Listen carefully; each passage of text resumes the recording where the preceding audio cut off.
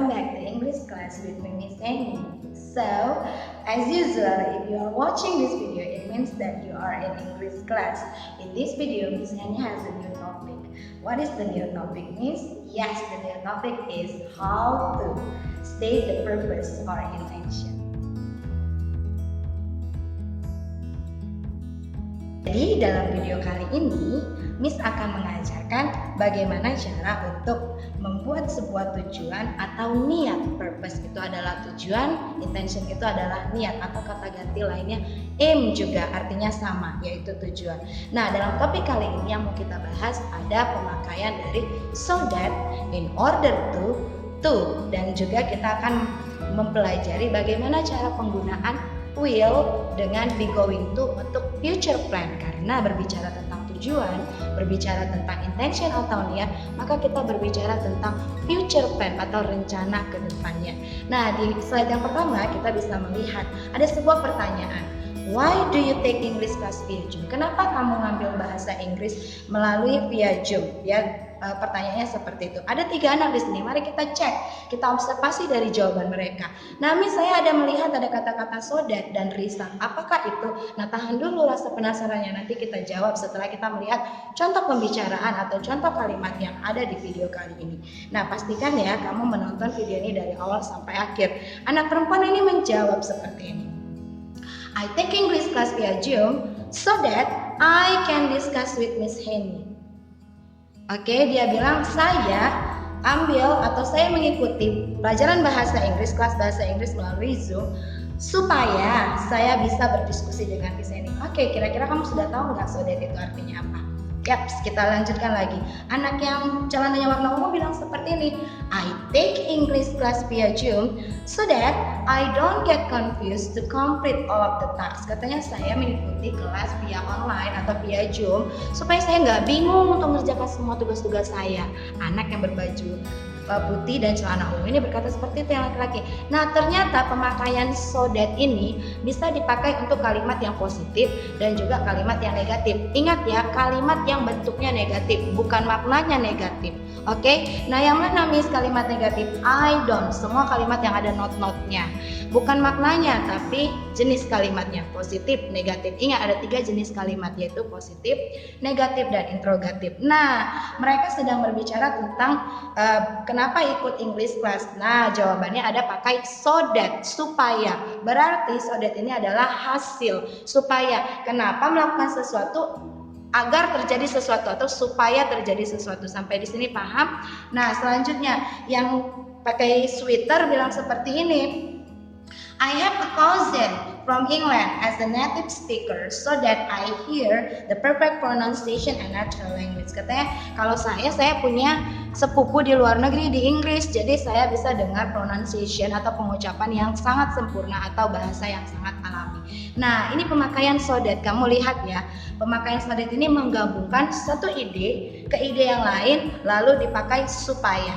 Maka disebut hasil dari yang dikerjakan sebelumnya, seperti itu. Oke? Nah, dia bilang nih contohnya, I take English class via Zoom. Saya mengikuti kelas bahasa Inggris via Zoom supaya saya, ada kata saya lagi, supaya saya bisa berdiskusi dengan Miss Henny. Jadi ada 2 kalimat disatukan dengan so that. Itu pemakaian so that. Oke, nah selanjutnya kita punya apa, Miss? In order to. Bagaimana pemakaian dengan in order to? Kamu lihat dulu di sini. The purpose of something. Jadi tujuan dari sesuatu. Nah, kita lihat ada seorang pria di sini, dia bahagia sekali. Kira-kira kalimatnya apa ya? Kita lihat kalimat yang pertama. I study English in order to get a scholarship to USA. Katanya, saya belajar bahasa Inggris supaya, agar, sama aja artinya, agar, untuk, supaya. Oh, ternyata so that, in order, dan to itu artinya supaya, agar, dan untuk, Miss. Yap, benar sekali. Kamu bisa artikan dalam bahasa Indonesia supaya, kamu bisa artikan juga ke dalam bahasa Indonesia agar, kamu bisa juga artikan untuk. Nah, dia bilang, saya belajar bahasa Inggris agar mendapatkan beasiswa ke USA, dia bilang. Nah, jadi perbedaan pemakaian so that dengan in order to dengan to apa ya, Miss Henny? Nah, kamu nanti lihat nih setelah ini. Kita lihat dulu dari observasinya. Kita observasi dulu dari kalimat-kalimat yang kita punya, oke? Nah, pahami baik-baik. Selanjutnya, I want a scholarship in order to earn more money. Dia bilang saya mau beasiswa agar bisa mencari banyak uang. Lanjut, apalagi? I want more money in order to provide a better life for me and my family. Katanya saya mau banyak uang agar bisa mempersiapkan kehidupan yang lebih baik untuk diri saya pribadi dan keluarga saya. Oke, jadi udah tahu nggak pemakaian to that dengan in order to tuh bedanya di mana? Oh, Miss saya tahu. Nah, kalau di so that tadi kita punyanya ide pertama, ide kedua, so that di tengah-tengah, Miss. Ide pertama dia kalimatnya lengkap, Miss. Ada subjek, ada predikat, ada objek, Miss. Nah, kalimat keduanya juga ada subjek, ada predikat, ada objek. Tapi di sini, Miss, kami cuma menemukan subjek, predikat, objek itu di kalimat pertama. Di kalimat yang kedua tidak ada subjeknya, Miss. Langsung kata kerja. Benar sekali, itu cara pemakaiannya. Untuk rumusnya nanti kita lihat di slide berikutnya. Oke, jadi pastikan kamu nonton video ini ya, teman-teman. Nah, selanjutnya kita punya apa? Yap, seperti janji Miss di depan kita punya 3, yaitu so that, in order to, dan to. Yang terakhir kita punya to. Nah, to ini berfungsi untuk mempersingkat dari so that dan in order to, teman-teman. Nah, jadi to ini fungsinya untuk mempersingkat, biasanya digunakan untuk speaking atau pembicaraan. Kita punya 2. Yang pertama yang kotaknya warna hijau kita ambil tadi dari kalimat so that. Nah, yang kotaknya yang di bawah yang warnanya agak keping-pingan kita ambil dari in order to. Sekarang kita mau rubah nih, rumah bentuknya pakai to. Nah, seperti ini jadinya. Kita lihat ya. Untuk yang kotak yang warna hijau pemakaian so that jadi seperti ini kalau kita ganti pemakaiannya dengan to untuk berbicara agar lebih simple. Nah, I have a cousin from England as a native speaker. To hear the perfect pronunciation and natural language. Yang hilang adalah subjek I.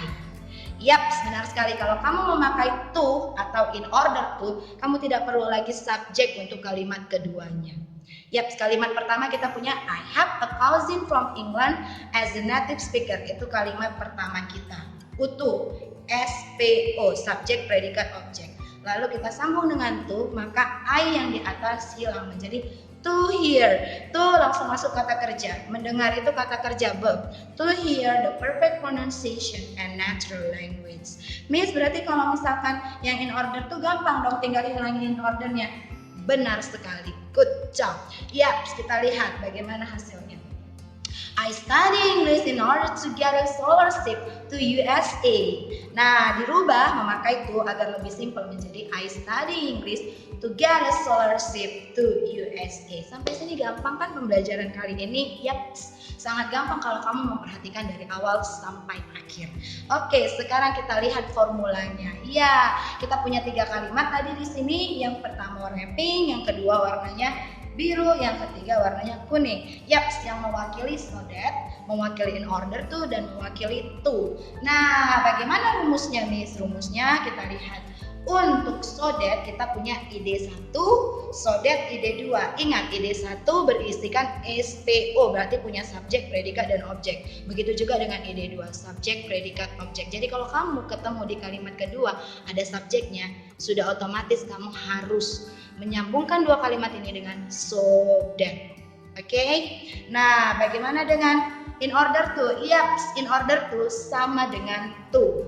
Hanya tidak memakai in order kalau untuk yang to. Ide 1 in order to complement. Ide 1 to complement. Seperti itu contohnya teman-teman. Oke? Jika penjelasannya masih perlu ditambah atau kamu kurang paham, boleh tanya jawab di Zoom dengan Miss Henny di join room kita. Oke, selanjutnya. Nah, ini ada beberapa exercise.